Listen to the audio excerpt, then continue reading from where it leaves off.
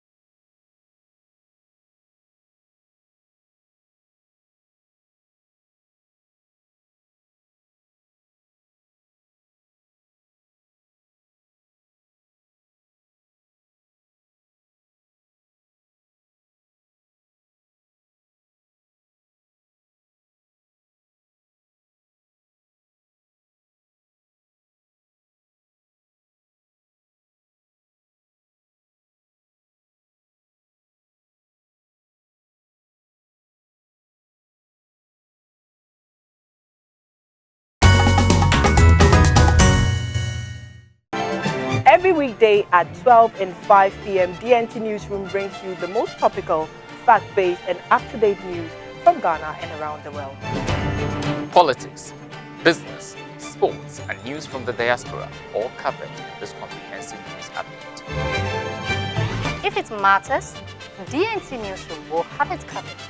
DNT News, be informed.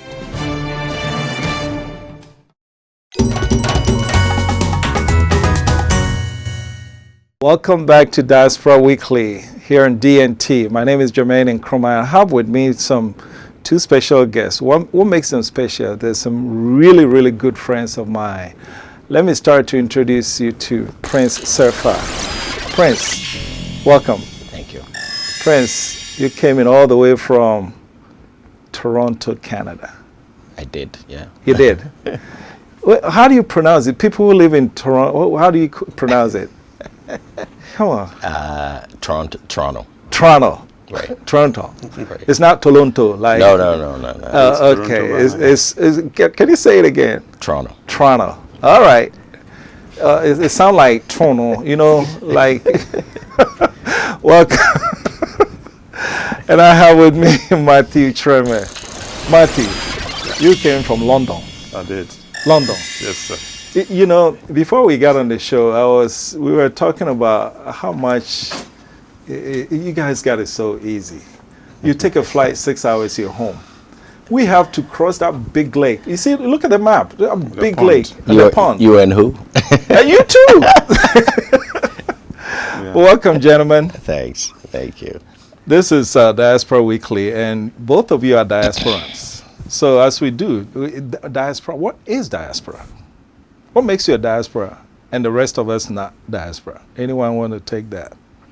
It's my senior, so. Well, I think the word diaspora is kind of a Jewish origin, and it meant the Jewish people who left Israel to go elsewhere because they were being persecuted. Okay. But now the term has got a kind of a little loose meaning, which is people who have left their homeland voluntarily, this time not being pushed out. Okay. They may have been pushed out as well, but some would say we're some people say some people were, but some people went by choice, and people who are left out of their country for some time become diaspora. Okay. Yeah. Well, let's take it from there. If you're a diaspora, so in your case, were you pushed out or you went on your own? I think I was pushed out. You were pushed out? Yeah. Really? Yes. What about you, Prince? Were you pushed out? Not really. Really? Yeah. Okay, so let's talk about, in television, bad news sells. So let's talk about the push out part. What pushed you out? We had a regime which I didn't agree with. Okay. It was not a democratic regime. I just had finished university. Okay. And I couldn't think I would survive under that kind of regime, so I left. Wow. I left the country. I think I have a pretty good idea which regime that was. Yes, well. when Ghana was not democratic, when we didn't Wow. have the 1992 constitution. Exactly. We were living without a constitution, so Yes. the stronger ones were leading, Yeah. and if you were sometimes- opinionated, like I like know was, you are. I was, yes. Me too. I couldn't keep my mouth shut. No. And somebody advised me, buddy, you need to leave. Yes. You know. Yes. But Prince. Yes. Then what did you? You left on your own accord. Yeah, so I'm a bit younger than you guys, and so you're right. Even my uncles and so on, they left in part because of that regime. But then we followed. Okay. All right, so I grew up with that regime. It definitely wasn't pleasant. Okay. And our heroes turned out to be their Dubois and so on, because you know we guys were really looking for in those days. It was the days of silence, Okay. as it was called, and Culture of silence. culture of silence, right? And that is how we grew up: curfews and coups and things like that. Constantly, and anytime you kind of hear of a coup in those days, that was actually a welcome news. Actually, you just kind of feel like maybe the dictatorship was coming to an end, but then you realize it probably will be replaced by another one, and so on. Right? That's Okay. how we grew up. So we left. At the time I left, we had just started our Fourth Republic. Okay. Oh, so you left after the 92. then. Yes, Okay. I was here for that first election, but I was too young to vote. Okay. But I was You're a definitely baby, man. I was involved. I was involved. Okay. But I didn't. At least I don't remember voting. Okay. But I was involved. We were organizing at the time. I was at St. Peter's at the Okay. time, That's good. and then I left. Okay, very Soon good. after, yeah. So you left and you went to I went to Toronto. Toronto. Right. You know, I like the sound of that. Can you say it again? Toronto. Toronto. I'll learn how to So almost say it as if Trotro. Toronto. Right. Yeah, So an it's a and. Toronto. So those But of you us don't who, say the first O. Uh-huh. Literally take out the first O, Uh-huh. and then you're home safe. Wow. Right. Toronto. So okay. Toronto. Next time I hear somebody saying Toronto, I'll know how to correct them. Okay. So why Toronto? That's where my family Was so you went was. to And that. then, yeah, so Okay. I was to start school, and Yeah. I moved there Very to good. do it there. And you chose London, Actually, I didn't choose London. I chose Spain. Spain. Yes. So you went. Your first stop was Spain. Yes, I was in Spain for 9 years. 9 years. Yes. Where? In Madrid. Madrid. Yes. So are you a what Speak football? Spanish. Oh, Real Madrid. Real Madrid. But I used to support Atletico Madrid because where I lived was closer to the closer. stadium. Yeah. So I supported Atletico Madrid. So Yeah. you and I on the opposing side, because I was forced to choose Real one of Madrid. the teams. So my daughter went for vacation in Barcelona and bought me, Okay. and so I became a Barca fan. Okay. So you and I, we don't see eye to No, eye. we don't, because you know the Madrid, people from Madrid and people from Barcelona are kind of on the opposite ends of the Really? spectrum of friendship in football games. Okay. Yeah, so Does it stop at football or it goes into other it goes more than that, deeper, because the people in Catalonia, as you might have heard not long ago, Okay. they want to have their own independence Wow. from Spain. So Okay. there's a bit of tension there. See, anytime I get the opportunity to see these, to hear these things, because the whole idea of diaspora is because our station is to get the dynamics, Yes. the nuances of what goes on out there and bring it back home. So from Spain, then you went to where? Yes, I went to London, Mm-hmm. and the reason why I left is there was not much happening. I was a political being. I remember I told you Yeah. I was pushed out, so Yeah. I wanted to engage politically. But unfortunately, the crowd that was in Spain wasn't that Yeah, kind of it was political. boring for Yeah, you. a little bit. So, but then all the time I was in Spain, we were under a military dictatorship, so to Okay. speak. Yeah. So in 92, you remember they were going to have a new constitution, democratic dispensation. So I was making my way back to Ghana through London, Okay. because we organized. It was not quite. We were not quite there yet. Okay. So 1991, Yeah. I came to London, where there were other friends who were politically very active. There were Okay. different groups of. So you're a political animal. Yes. Do I have both? Can I call you both of you political animals, maybe? Thank you. I mean, Does the term fit? Yeah, you'll be right in saying that. I mean, so when I got to London, there were this group of young students who had been also pushed out. Mm-hmm. Who were in London, Yeah. some of my mates, Mm-hmm. and the pressmen Okay. who were working for the newspapers and wrote something that the regime didn't like, so they were also pushed out. Yeah. And then politicians who had been pushed out of parliament who were there. So there were these three groups, and we Okay. tried to see how we could work together. So Okay. I became one of the people who tried to bring them together. Very and good. we formed what we at the time Yeah, called. we from the States, we used to hear about your works in Yes. the UK. So Yeah. you've been at it for a long time. Yes. You went on your own accord. You weren't exactly pushed out, but the situation in Ghana at the time, the military rule, quasi-military rule, you felt like you had some people to go to. So you leave. But if you left under those kind of circumstances, I would have thought that most people would have said, you know what, forget Ghana, I've gotten to where I want to go, that's it. Why do you want to come back? For me, I think that it was always something that that connected me back to Ghana. All right, from the get-go, I told myself, and I believe it to this day, that Canada doesn't really need me. All right, I grew up, as you said, I grew up with at the time of transition, dictatorship. So for me, there was no question which country needed me the most. Okay. Of course, I went where I went for the purposes of education, to join family, and then what happens when people travel? Of course, you get into relationships, and you have children and so on, and then that becomes something that you have to deal with. Good. You can't just leave that Right. so easily, and so that becomes a bit of something that tie you to your new place. Yeah. But I was always engaged with what was going on in Ghana. I want to come back to Matthew, but before I do, you mentioned something about Ghana needing you. Yes. Some people might take it as a bit of a conceited statement, because what do you have that Ghana needs so bad? Well, whatever I have, all right? So for me, it was a question of I'm an engaged person, all right, very engaged as a citizen. I'm definitely not a spectator, okay? So where do you take that activism, which is innate in many ways, all right? Where do you take it? Yeah. And for me, it was pretty straightforward. Looking at as a developing country, Right. when everything I see in Canada, I look at it and say, okay, how can we and when can we get this in Ghana? There you go. All right. So when I say Ghana needs me, I don't mean it obviously in any conceited fashion. Okay. But I Okay. meant, man, these folks are very advanced. Yes. They've got, Yeah.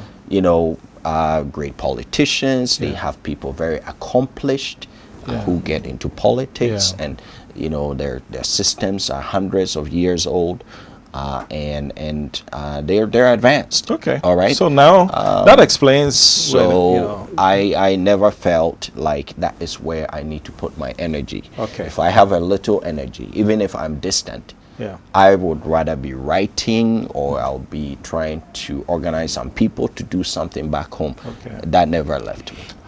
So that explains it. But you were pushed out, Yeah. and I remember that era. You remember the Rollins chain? Did you Yes. have one of those? I didn't. I think You left before the I Rollins left chain before the came. chain. Yeah, Okay. the chain was around 85, 86, wasn't Yeah, it started in '83 actually. 83. Yeah. I left in 82. You left in '82, so you didn't see much of it. No. But if you left in that era, I guarantee you, most people would say, "Bye, I'm not coming back." So, why did you want to come back? I mean, I always believe that a typical Ghanaian is a Democrat. A typical Ghanaian does not believe in being dictated upon. Yeah. So I knew that was just a phase in our political history that will pass. I always had the belief that we need to get somewhere. We're not there yet.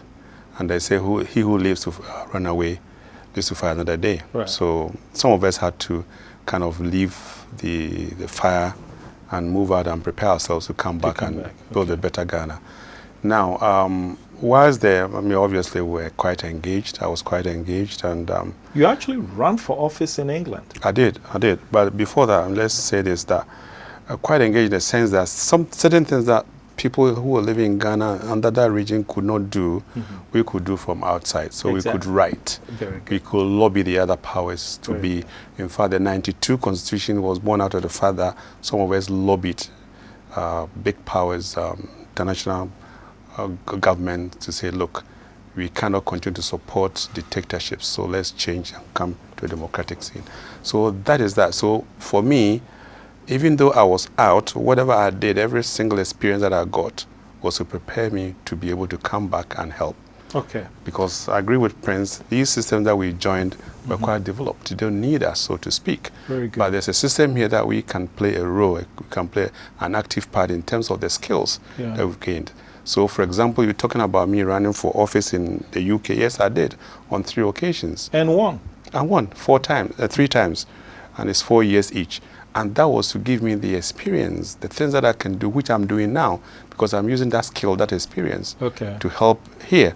Because I believe that there are things that we could do better if we could learn what has been done elsewhere. Okay. All right. So that is so that was the motivation. We did a bit of a poll. DNT. We're constantly listening to Ghanaians abroad. We have polls going on all the time, and in one of those, we found out that, and that was shocking to me, that of the respondents, 80%, in fact, specifically 80.3% of Ghanaians abroad want to return home at some point. Does that number surprise you? Oh, not at all. Okay. Yeah, not at all. I think one of the misnomers out there is that, you know, some of our diasporans have left the country for others to build. Often these folks are leaving for economic reasons, for political reasons, for family reasons. But I can assure you that apart from some of the encumbrances of life, be it children, but in most cases, because unlike maybe Ghana, in many of these countries, their tax systems are wide and deep. And often, even when you earn what looks like substantial amounts of money because of the standards of living, the cost of living, and the taxes, it takes a long time for you to put yourself in a situation where it's uprooting your children, or you yourself, you know, maintaining one home there and one home here, and so on and so forth. So many of these, and you know that. So many of these people, they do want to come. They can't wait to come, but they're just not always able to do so. Right? You mentioned something about the mythical conception, the mythical impression that those who left the country for others to build. We'll touch on that when we come back. This is Diaspora Weekly, and you're watching DNT. We'll go to a quick break, and when we come back, we'll touch on those items. Stay tuned.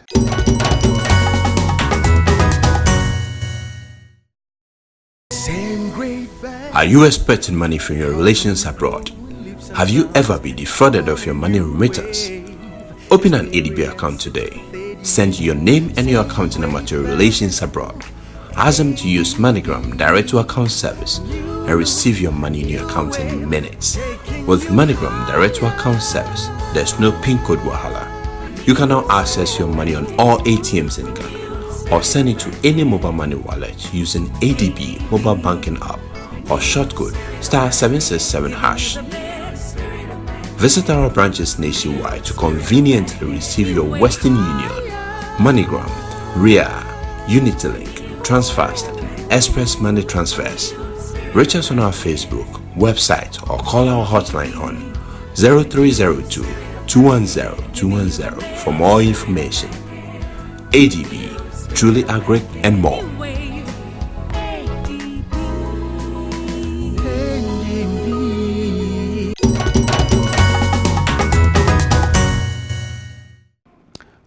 Welcome back to Diaspora Weekly. My name is Jermaine Nkrumah, and I'm joined here by Prince Surfer and Matthew Treme. Prince, initially, in fact, you guys have come back and you guys are doing some good things. Thank you. Before we went on the break, we were going to talk about one thing that you said, but before we go on that, what are you doing now that you're back? What's your position? Before we go there, let's explore a bit more I will. Yeah. What is your capacity right now? I'm currently the Deputy Director General in charge of operations for the National Communications Authority. Very good. Yeah. Very good. And you are also, what's your capacity? I'm currently advisor to the Minister for Health. Okay. Until recently, I was the acting registrar for the Health Facilities Regulatory Agency. I needed to come back to that because I don't want folks to get the impression that you went and you came back here coming to, there's a lot of myths out there. So I needed to get that out of the way. Okay. You mentioned something about leaving Ghana for others to build. I'll tell you one thing. In 2005, we brought a delegation to lobby for the passage of ROPA. Okay. And that's all we heard, that you guys left. You don't pay tax. Why should we allow you to vote? Today, you went for a hearing. Yeah. What court? Was it the Supreme Court or? It's a High Court. High Court. Yeah. What happened there?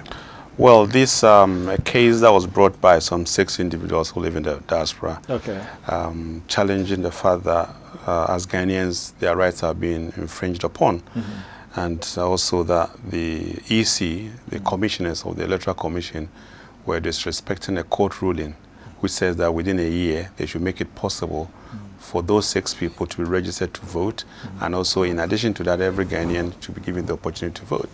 So they were cited for contempt of court for not respecting the court's ruling. So the Electoral Commission went for extension, that they should be given more time so that they can deal with the ROPA law, which was passed in 2006, was it?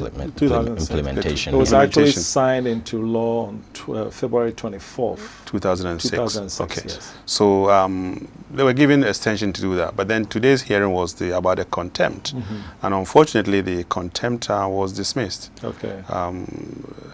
We don't know the reasoning behind it. But the good thing is that in the judge's briefing, he spoke about things like people's rights, constitutional rights should not be infringed upon. So that has been accepted. The law has been passed. It was actually passed officially in, I think, latter part of 2005, and it was actually signed by President Kufuor February 24th again in 2006. And it's been collecting dust for 13 years now. 2 years ago, His Excellency Nana Akufo-Addo came to the Ghana Diaspora Homecoming Summit and boldly announced and promised that for 2020, ROPA is going to happen. Prince, do you see that happening? Well, it's definitely possible. Okay. But, I understand that prior to this government, not much had been done. I mean, let's be frank about it.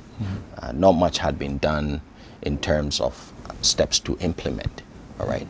Now, 2 years into this government, at least some efforts are happening to make it happen. The president doesn't implement these laws. All right. It's the job of the EC to do that, which is an independent body. Right. By the law, all right? So the EC needs to implement it. Now, I do share some of the concerns out there. Okay. And that may be a little bit of a point of disagreement between myself and perhaps some of my colleagues. So what aspect do you understand? Well, I think that, we've had a history. We know the stolen verdict and so on, and what happened in our first election, which I was young, I couldn't vote, but I witnessed. I was very active in it in terms of organizing. That's what I always do. And so much has changed since then, for the better. But we still have some kinks to work out in terms of the ability of people to defraud in our electoral process. All right. So I do share the opinion that we need to make sure that the implementation is done in a way that makes ROPA a blessing. ROPA must happen, all right, because every Ghanaian, per the Constitution, I think it's Article what, 42? 42, I think it is. You must have a right to vote. It's now a question of, and with the passage of ROPA, to make sure that people can do so outside the shores of our country. We need to make sure it's done in a way that becomes a blessing to us, as opposed to something that you know, takes us back to the days when ballot boxes are, you know, brought in by very strong macho men, probably full of you know, ballots that were already for one person. Okay, so now, Matthew. Yes. I think Prince has a point. We need to tread carefully. But for me, and this is just Jermaine and Nkrumah speaking, if you're trying to implement ROPA, committee has been in place for almost a year, and you're doing consultations in Brongahafo, Ho, and stuff, and you're so far yet to set foot in London, in Toronto, where the action is going to be, how can you then convince me that you're actually taking the right steps to implement, considering that time is not on our side? Well, I mean, I share what Prince is saying, but I don't agree with him. I think it doesn't take 13 years to organize this. It doesn't take 13 years to continue to infringe on the basic human rights of some Ghanaians.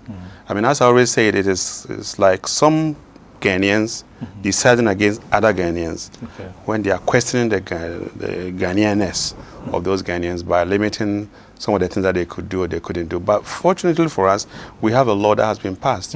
Now, it is an obligation on those of us who need to execute the law to ensure that we execute it. That's called the implementation. Now, yes, we need to be careful. The same way here, when we do voter registration, we need to be careful. People can take advantage of it. But it's not to the detriment of those who want to exercise their human right as Ghanaians, to say that because other people may abuse it, let's be careful. Careful for how long? I mean, I believe that 2006 was a law passed, but I mean, you were making reference to the regimes, and obviously the MPP government went out of power in 2008. So from 2008 till 2017, that government didn't do anything about that. So they didn't have the interest. Now, why is the Electoral Commission now going about sounding people? I mean, the explanation they give that they should do stakeholder meeting in Ghana is to get Ghanaians to buy into the idea. But the law's already been passed. Yeah, no, they said Ghanaians need to buy into the idea because it's going to cost, and there are some Ghanaians, and they say there are some Ghanaians outside Accra and other places who believe that that shouldn't happen at all. So they should bring them on board. They said you don't pay taxes. And you left for other people. But then hold on, please. Then also, what do you call it?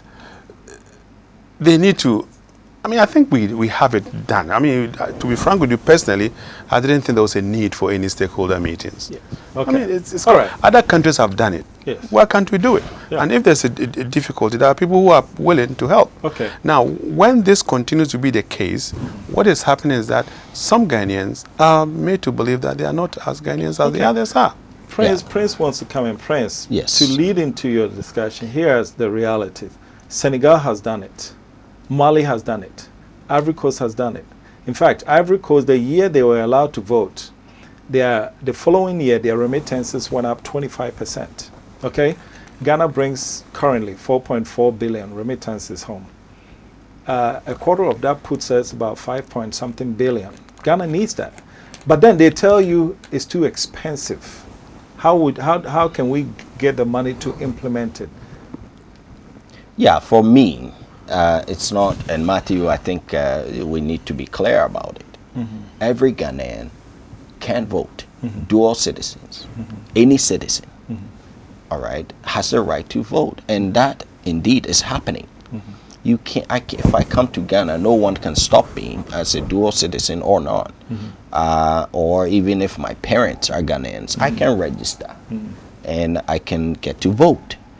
The only problem is taking the vote to occur outside the shores of Ghana, right? So that is the issue, all right? No one is denying any Ghanaian their ability to vote at all. But his point is that if I could just finish, it doesn't. all right, and I share some concerns of yours, all right, but I'm just trying to make the point clear that as long as you're in Ghana, as a Ghanaian, you have a right to vote, and that is indeed happening. So when we talk about ROPA, it's about taking a vote out there. Yes, putting in the facility. So for me, ROPA is really about implementation. Yes. All right, it's about putting in place the system to make sure that the vote, which otherwise occurs in Ghana for everyone who happens to be here, can now go out to people who are not able. And it's not even the best for trying to make everyone come back to Ghana to vote. So when you see stakeholder so-called consultations happening in I think there was one of them deep inside Ashanti region and so on. I think it's wrong, and so that contempt effort that you guys took, I supported it, and I feel strongly about it. It should have happened because what were they doing? Discussing the very reasons for ROPA. We have passed that stage. So I am against it. They should have been found in contempt, and they should have been told to focus on implementation. Okay, let's transition. Let's transition into the exclusionary rule, the 571 provision in the Constitution that actually limits what you can and cannot do here. Okay. Yeah. Some of the basis for justifying that exclusion is that once you've picked up another citizenship, I guess to quote you, you're not Ghanaian enough because you've tampered. I guess they use the word allegiance. Okay. No. Would you like to? I'll talk about that, but let me say this first. Look, the law has been passed. We live in a democratic dispensation. The law is supreme. 2006, the law was made that all Ghanaians living everywhere should be given the possibility, the opportunity to vote. Now, what we are left with now is administrative mechanisms which people should be able to put together. Nobody has ever told the Electoral Commission that there's no money to do this or there's no this. The Electoral Commission has to present to Parliament in the CI, which they're going to present before the next elections, that Ghanaians who live outside by law and by right should be able to vote. Yes. Now, it's not even that it doesn't happen. As we speak, Ghanaians living abroad, some Ghanaians living abroad vote. The people who work for the embassies vote. The military men who are outside vote. The students who are on government scholarship vote. So what stops me living in London, leaving my Croydon house and going to the High Commission to vote as the other Ghanaians do? If we can put that mechanism. Look, we can understand that it may be expensive, may be complicated, but we are cut to do that. Let's discuss how are we going to be able to do that. The real problem is the engagement of the diaspora, because you and I live in Texas. I have no idea the logistical dynamics in London, but you do. Yeah. So with you in Toronto.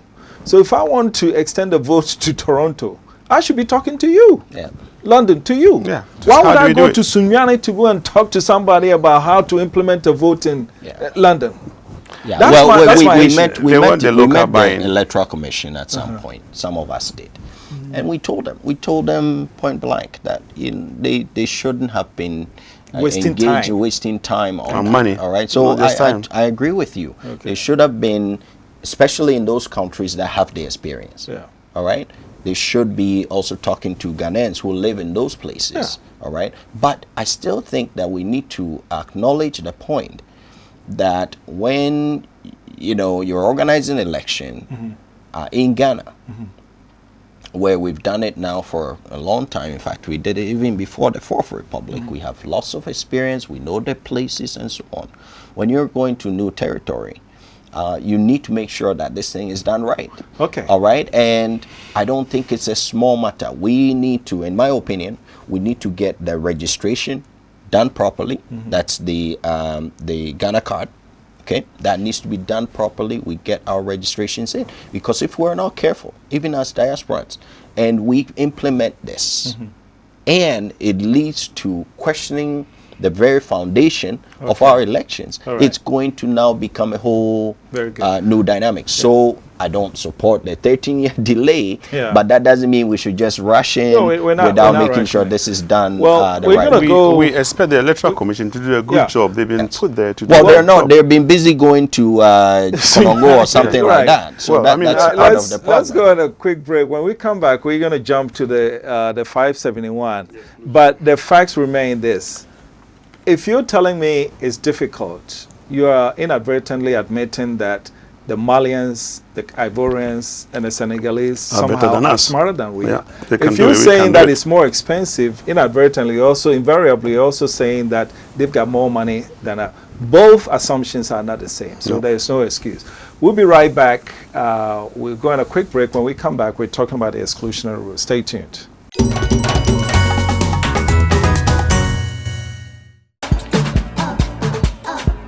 Lock up Hello Entertainment Box. Hello Entertainment Box. Hello Entertainment Box. Hello Entertainment Box. Hello Entertainment Box.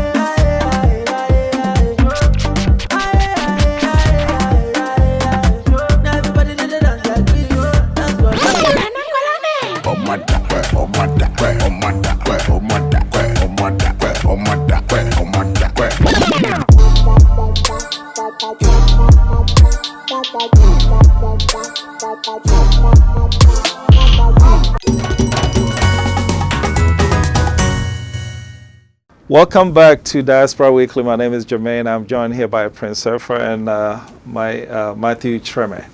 To lead into the next discussion, you watched the World Cup. Ghana versus USA. USA. Which team did you support? Ghana. Ghana has played UK before. Yes. Which team did you support? Ghana. Wait, you were running for office in England. Yes. But you supported Ghana. Yes. And you do the same thing. Of If course. Ghana plays Canada, yeah. which Oh. team would you support? I will support Ghana. But there are people who say that you picked up a Canadian citizenship. You picked up British citizenship in addition to your Ghanaian citizenship. Yes. So you've diluted your Ghanaian. No, you, How do you no, do you that? didn't. Well, that's the argument. Right. So now you But cannot it's a you silly cannot be. You cannot be. What? How do we handle that? You've gone somewhere, all right? You need the papers to be able to live in that society. You need it for various reasons, all right? When something happens back home, often, do you know that they sometimes will call somebody who is abroad first before they call people who live Not nearby? sometimes, pretty much all the Yeah. All right. Almost all the time. All right. Why? Because you're just a part of the family. People are proud that you've gone somewhere to bring something back home. That's the typical situation that we have in Ghana. So how can such a person, all right, who is very much an integral part of our community, the fabric of our society, all right, somehow be suddenly not as Ghanaian I've anymore. got an answer for so you. sorry. So the fact that you've gotten a paper so that you can live in a community and bring some things back home, build your home back home, pay whatever taxes that are due on that building and so Prince. on. How does that paper Prince. suddenly not make you a full Ghanaian? It makes no sense. They left that decision to making. The family member who died, and they kept the body in the refrigerator waiting for you to come. It wasn't because you were a part of the family. It's because of your pocket. Got the money. True or false? Yeah, that's the case. But then, I mean, let's pick this argument again. Yes. It is not illegal to acquire another nationality by Ghana laws. Ghana has passed the dual citizenship law, so you can be citizens of two countries. But then we need to understand that being a Ghanaian, like we are, is your primary citizenship. That's what you were born with. Now, you go to another place. In fact, a quick one. Yeah. You know Kwekwaza? Sure. He did a great job. He argued against the abolishment of, or is it abolition or abolishment? Abolition, yeah. Abolition of the dual citizenship law, because he said it is not necessary. You are a Ghanaian national. Sure. A Ghanaian national is automatically a Ghanaian citizen no matter what happens to him. Yeah. But you are a British citizen but you're not a British national. So he was able to pass that delineation. You see what I'm saying? But so I wanted to do that. Yeah. But the point I was going to make is that you go and live in another country and there are rules and regulations. If you qualify by those rules and regulations, you can take their citizenship for whatever reason that you want it for. Yeah. So you have it. But then it doesn't make you any less Ghanaian than anybody else who is a Ghanaian who has not got under citizenship. You are not doing anything illegal. You're doing something legal. But the point about the matter here is, you were talking about the exclusion clauses that we have in our current constitution, which is illegal. I mean, let's be blunt about it, because it's not right to say that I'm a Ghanaian, but there are certain things that I can't do. All right? The constitution brought certain criteria. The first criteria, for example, for voting is you should be 18 years of age and you should be of sound mind. If you are sound mind and you're 18 years of age, it didn't say whether you have another citizen or you didn't have. It didn't also say where you live or where you didn't live. It's, and as I said again, it's administrative. But this thing about the exclusion clauses that we have in our constitution, which I think as quickly as possible we should abolish, is the fact that your Ghanaianness is kind of questioned. That there are certain positions that you cannot take because your allegiance. Yeah, I have allegiance to Ghana and I have allegiance to whichever countries nationality I've got as well. But that doesn't make my allegiance. But I mean, as we have answered here. Here's a tricky thing. Do you know how many people make their money abroad? They can invest that money abroad, but they choose to bring the money home. To invest. Now, if that person has a citizenship elsewhere, his allegiance is questioned. But the guy who's here, who find nefarious ways to take that money elsewhere and then send it abroad, well, he's more allegiant than you. Yeah, they don't question. But how does that make sense? No, it doesn't make sense, and we need to change it. I mean, as quickly as possible. But the president is already working on that. It's going to be put before Parliament for that to be discussed now and then to be changed. But I mean, I think we need to have some kind of a background to all this in the Constitution. There's a background to it. And I believe that the background was that certain Ghanaians who left, they had to find a way of making sure that they buy them from certain, because they're somehow afraid of... it's a PNDC. Let's talk about the president's announcement. He made the announcement that they just ended Ghana Diaspora Celebration and Homecoming Summit at the Accra International Conference Center. He said the bill is going to be prepared to submitted to Parliament to take that off. Now, you mentioned earlier that the president talks policy, but it's left with others to implement it. So now it's going to be in the hands of parliamentarians to vote to exclude that. If they do so, you now can come and challenge them for their parliamentary seats. So do you think it's going to happen? Well, I think that there are enough progressives in our system to make it happen. Of the 275 parliamentarians, you think there's a majority of them is more progressive? But for some, they may have gone through this system that in many ways cost them perhaps some other citizenship. So it becomes a thing of, I went through this, or I had to not take up some citizenship because of this law. So why should I let you basically eat your cake and have it as well, right? So there's some of that, but I'm sure people, yes, there are people. Yeah, they had to. Yes, I know someone who ran for office.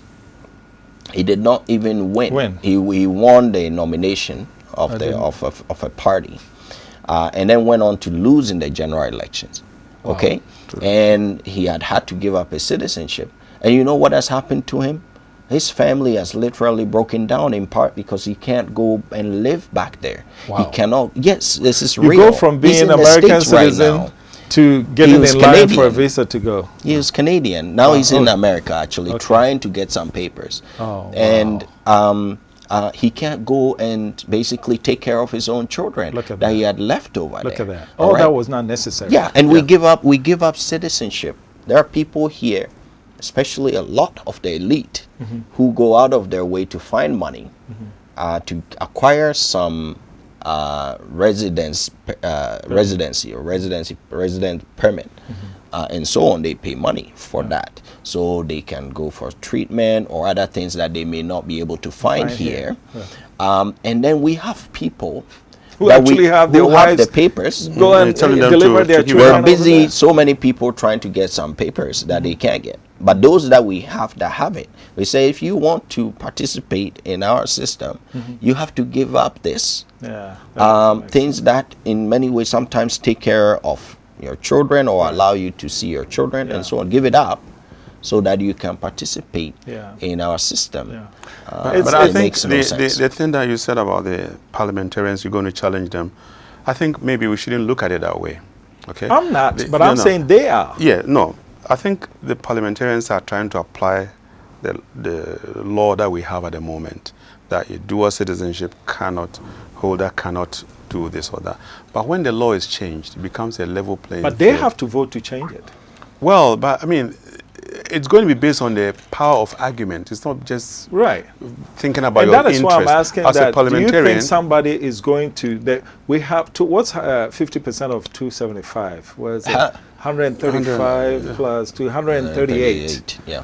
Do you think we have 138 parliamentarians today who would vote to eliminate I do. That? If we could pass the dual citizenship amendments or citizenship amendment acts and so on, very progressive that President Kufuor brought in way back then, I believe that we can. But then also we have our job cut for us. Some of us that speak this way, we need to lobby them. Okay. We need to try to reason with them and get them to understand the limitations they are putting on some and of one their thing own, too, compatriots, which I think eventually is going to, when people get beyond that, we think that someone will allow someone to challenge me and so on, you're going to be challenged, okay? And if it's not one person abroad, it will be another person who's come from abroad in Ghana or someone right here locally. They're even more often, they know the system even better and they will challenge you better, okay? So you'll be challenged.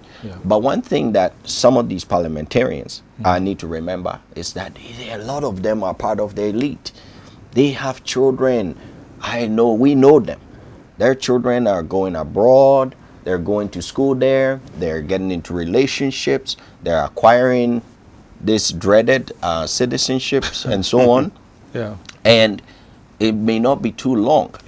When their own progeny are all going to fall victim, when they want their kids to come back and so on and so forth, these are some of the hindrances that they are going to maintain if they don't break these kinds of laws. Their own children are going to be on the hook. Very good.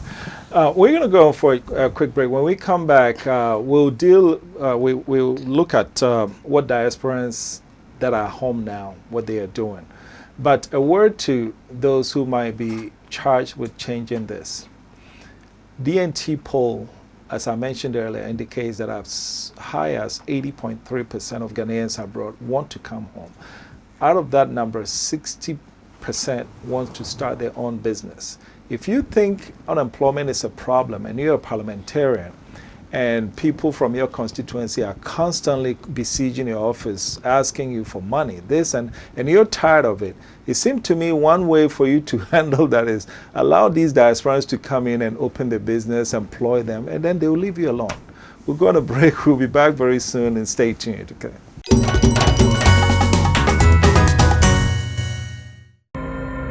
Hello, my name is Kofi Opon Ochre, and I bring you NASA on DNT, a program designed to expose corruption and indiscipline in our society and advocate for the punishment of these offenders whose activities impede national development. The National Road Safety Commission indicates that Ghana loses $230 million to road accident, with over 1,600 deaths recorded every year. In 2018, Shraj report indicated that Ghana loses 13.5 billion Ghana cedis to corruption. And United Nations Children's Fund UNICEF has also stated that Ghana loses $290 million to poor sanitation alone. This is not right. So make a date with me, and together let's name and shame the offenders of the law. NASA, see something, say something. Welcome back to Diaspora Weekly. My name is Jermaine Nkrumah, And I'm joined again by Prince Surfer and Matthew Jermaine. So we're going to shift from policy and return to Ghana. I mean, yes, when you're talking politics, it's still in Ghana. But right now, I want to focus on what we diasporans who return, some call us returnees. Now we're here. What are we doing? I hear you guys have started something that's catching fire. Diaspora Patriots in Ghana. Tell us about it. Well, this group is something that in many ways Matthew and I have been mulling for a while. We've discussed it. And our schedules were a bit in the way for a bit.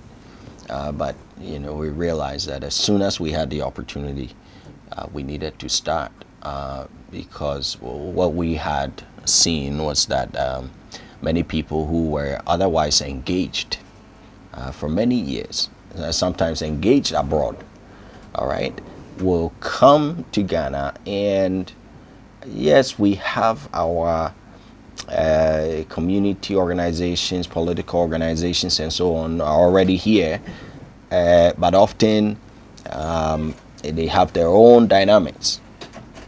And these people who had been so engaged will suddenly get to town, and many of them will kind of get lost in the system.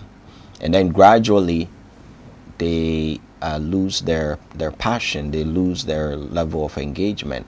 And then go back. Some of them go back. They go back, or they just basically just kind of lose their activism, right? Yeah.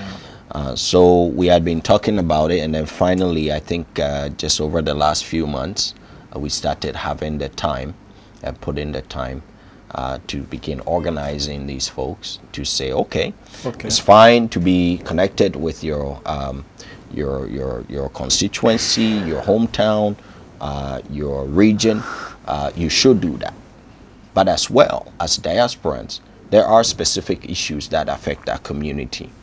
Even while you are here, you may still have children over there. You may have acquired some accent. You may have a certain beliefs that have changed a bit. So we have, as a community, we have our own unique set of needs and circumstances that we need to attend to. And these things are not going to happen. As the president said recently in Canada, when he was talking about women and the need for women to be more engaged so that we can have more dynamism from the women, which then helps like-minded people who are supportive, like the president has proven already, to be able to have the kind of fertile ground on which they can they can sow.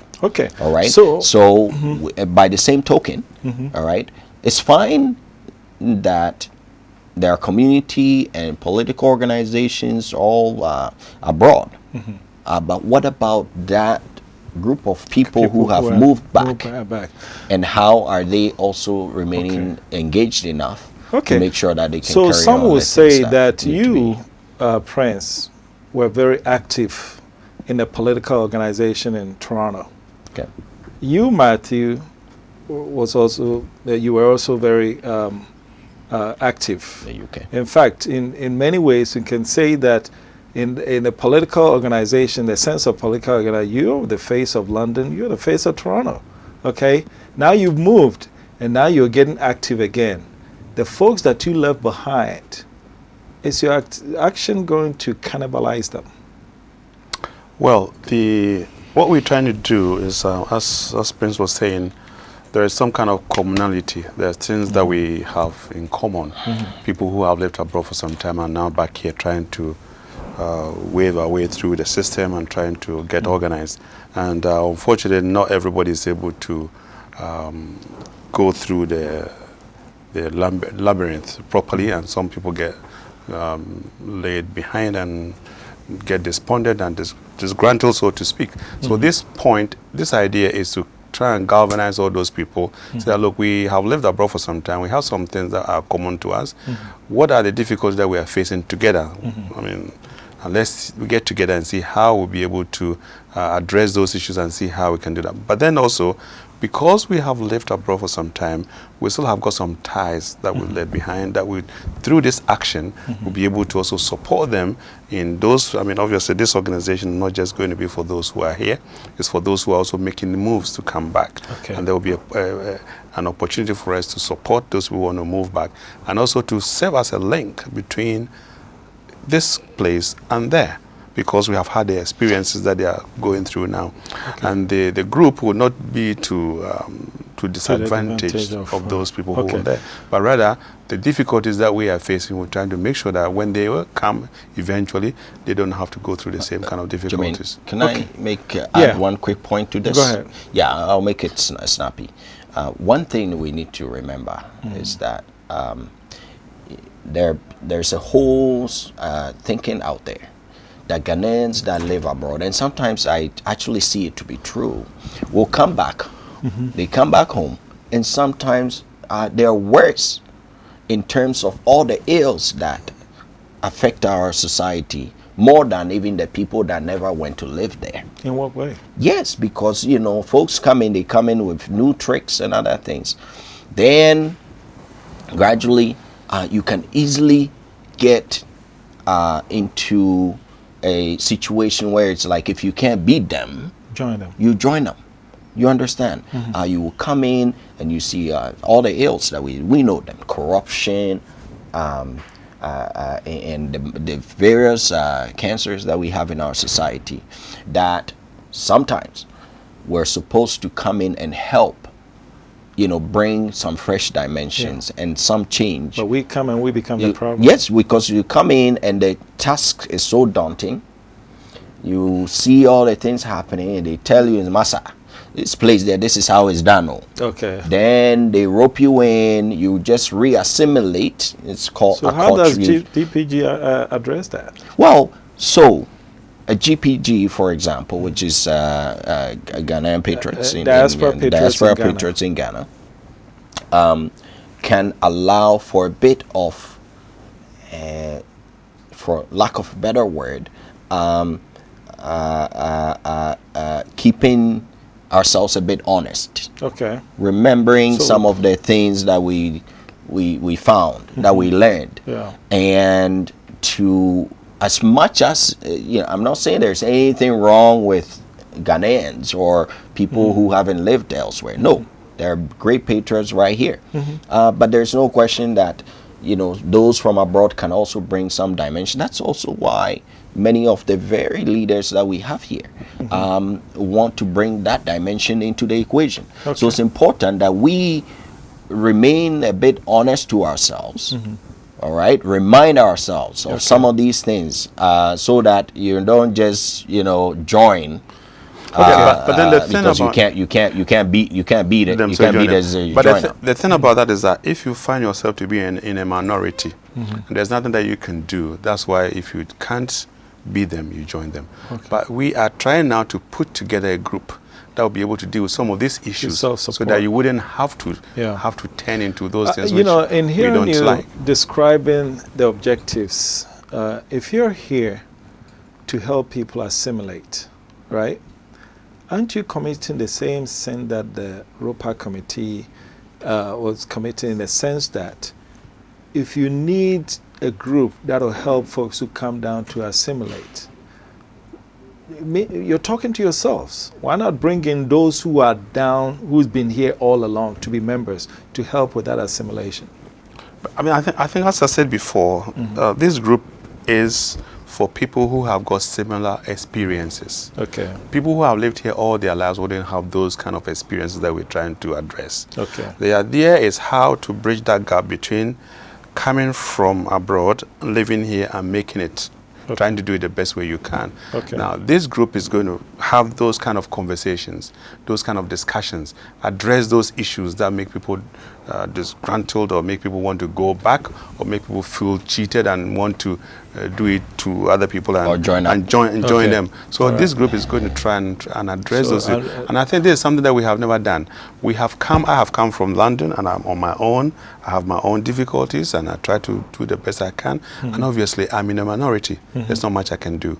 He has come from Canada, the same thing. You come from America, it's the same thing. But now we're going to join together. What are the common difficulties that we are all dealing with? How did you do it? Yeah. How can To we use that synergy. join together and make sure that some of the same mistakes that I am Okay. committing, you will not do the same thing. All right. That is the point about this group. So finally, the thing that I want to touch on is that when you got your university education, the first thing that came to your mind is you said Ghana needed you, so you came down. Oh, no, I didn't. Was that? I didn't. Was that? I lived in Canada for 23 No, years. I know. But at some point, you said Ghana needed you, and Sure. that's what drove you back. Eventually. Eventually. Yeah. So now let's talk about the contributions that you've made since you've been back.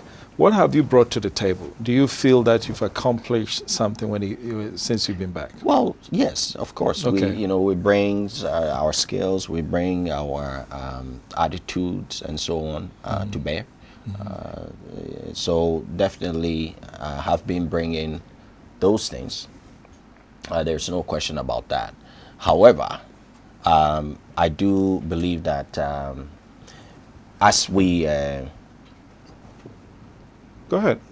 yeah, so I do believe that this organization, for example, the DPG that we're working on, Okay. it's another way that we can help, because you see, one point that I wanted to make towards the last segment, the end of the last segment, is that when the normal approach for people coming from abroad has been you come back, all right, and you assimilate, you re-assimilate, you re-acculturate. Okay. That's it. Good. All right. And you see that many of our leaders are actually people who lived abroad before. That's right. All right. And sometimes you may not even notice. That's right.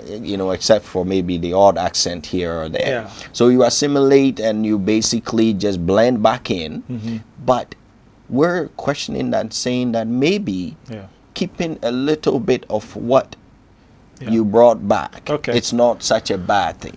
You started out by saying Matthew is your senior, so he gets a final word. What have you brought back? Yes, I believe that when you go out and you come back in, there are certain, you have a different kind of eye to see certain things, which may not be right. Okay. And I believe that coming back to be able to try and address those issues is very important. Okay. The pride that I have now is the fact that I'm able to be here to contribute to making Ghana a better country by dealing with some of the ills that we criticize. Instead of being out there criticizing, I'm now in here and I think I'm making an impact. The impact I'm making is that I have had some certain skills, I've had certain experiences which make me a better person, so to speak, to deal with certain issues that we may have in the country. And I believe that if we are able to employ as many people with that background, as many people, to see that, look, we can make it, we can do it. Let's bring our different experiences. So for this group that we have, the Diaspora Patriots Network, we have different experiences, make progress. Okay. Different experiences will really help us to become a better country. I want to thank my guests, Prince Sefa. Am I pronouncing your name correctly? Sefa. Oh, but it's spelled with an R. No, Prince Sefa, I'm sorry. Sefa, that's okay. And you allow me to go on. I was going to tell you we're Americanizing it. My guest, Prince Sefa and Matthew Jermaine, for coming to hang with me to talk about diaspora issues. This is one passion that the three of us share, and I can tell you that we spent an hour talking, and what's the theme for me is that more is better. And those who seem who seek to exclude others, but then strangely enough, have their kids, their wives, travel abroad to give birth so that their children will have citizenship elsewhere, and then come back and exclude. I don't get it. Diasporans are coming here to add to the pond. We have a lot of unemployed youth, They're coming to open businesses. Open the door for them. Make it easy for them to come and contribute. This has been Diaspora Weekly. My name is Jermaine Nkrumah, and we thank you for watching. We'll see you next time.